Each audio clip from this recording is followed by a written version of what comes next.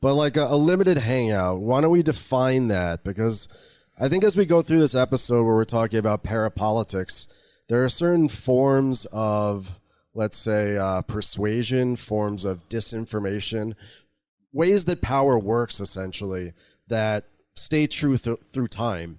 And the limited hangout, I think, is a term that represents something that has happened in the past and could be happening with Ghislaine. So, Matt, what's a limited hangout? The limited hangout is when somebody like the intelligence community or the Nixon administration, Nixon famously talked about the term in the Nixon tapes, talked about full hangout, limited hangout, and it's essentially a public relations strategy when some plot, some element of your schema is going to come out, is no longer able to maintain full deniability and secrecy.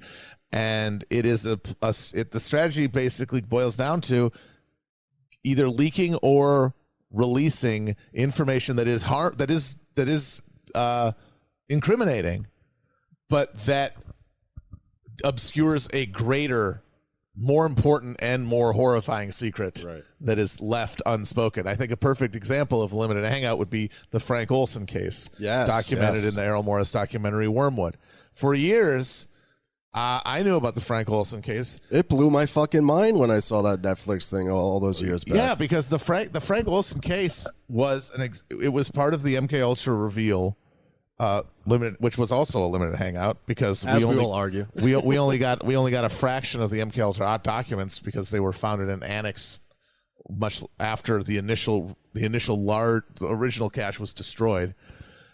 And Frank Olsen was this CIA-affiliated biologist who jumped out of a window of a Manhattan high-rise in the 50s, and the CIA years later admitted that they had dosed him with acid as an experiment, which was a thing that they loved to do. Oh yeah, when acid was first being played with as a potential interrogation aid by the FBI or by the CIA, they loved just giving it to anybody. Not even just like government biologists, but also like generals and famous people and a bunch of hippie kids and soldiers. Obviously, big time. They were experimenting. Ted Kaczynski, Whitey Bulger.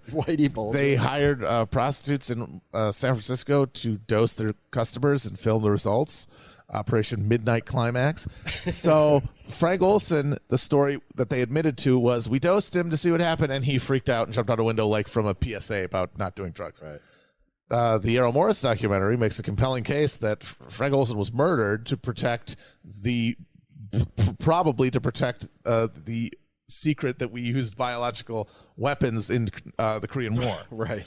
Because he worked at Fort Detrick, the bug lab that we have, where that Mastery anthrax came from, also in 2001. 2001, remember that? Sent to Senator Patrick Leahy, the main Tom senator, Daschle and Tom Brokaw, and the National Enquirer. The people who were trying to block the implementation of the Patriot Act all of a sudden got a bunch of anthrax in the mail. That had to have come from a government laboratory because it was like the exact right strain, too complex for any terrorist to make. And it just happened.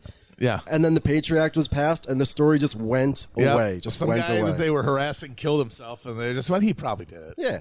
That's probably. It. Case closed. So, but that Olsen case is a perfect. For years, the CIA was out there having admitted that they dosed their own scientist and that he killed himself. That looks bad. Bad, yeah. It's like, why would we admit that if it wasn't true? Well, you would if you wanted to ignore the fact that you wanted to hide the fact that you'd murdered him to protect biological warfare projects. Which the Koreans and the Chinese have for like 50, 60 years been saying, like, we have proof that the United States used biological weapons in Korea. Yeah. And even the prisoners in the prisoners of war in the Korean War were like made to understand and made to convey that this actually happened, this war crime happened, and America just swept it under the rug because that was too much for us to deal with. It's super top secret. There's actually an amazing bit of auto-hypnosis there because you had U.S. POWs testifying to the use of biological weapons, and the U.S. government's response was by inventing the concept of brainwashing, basically out of whole cloth. The Manchurian Candidate. And then deciding that it was real, a thing they made up to excuse their biological weapons, and then decided, well, we better get on doing that ourselves. a thing they made up, and that was one of the beginning impetuses of MK Ultra, was as an interrogation aid, as a truth serum, essentially. That was what they thought acid was at first. The first thing they did was they did a concentrated cannabis substance. Cool.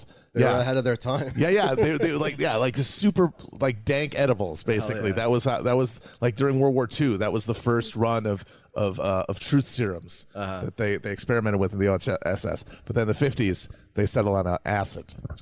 Yeah, it was, more effective, more mind-blowing. More predictable results. Yeah. And a much easier or much smaller dosage, which is important. Very important. So, you watch this Errol Morris film about this family who's been trying to get justice for Frank Olsen for all these decades. And at the end of it, it's revealed that, ultimately this was hiding something bigger. That's definitionally a limited hangout. I think also, too, as we look at this history, as we go through it, something as important to U.S. history and the history of the CIA and intelligence and foreign policy in this country as, say, the famous family jewels, which were released by the CIA in, 1975? Yeah. Under Colson by or William Colby, I believe it was. This vast trove of documents about misdeeds done by the CIA was also, in its own way, obscuring and hiding much worse things that have been happening for decades before that. Yes. So even the revelations we see as most important about what intelligence, what the parastate was doing, probably in and of itself was just a bracketed off, limited hangout of that info. Right. And that's the best way to understand most of what is common knowledge among about revealed intelligence is that none of this stuff, as very little of it anyway, is revealed the way we would imagine in a movie. Whistleblower showing up at Congress, risking his neck. It was mostly on the terms of the agencies themselves, right.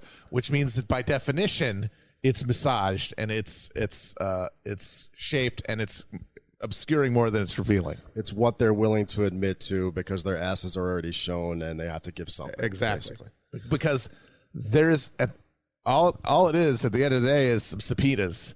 There's no real compelling, nobody ever cracked open the books of the CIA against their will, so that means that anything that they've ever admitted to has been on their own terms.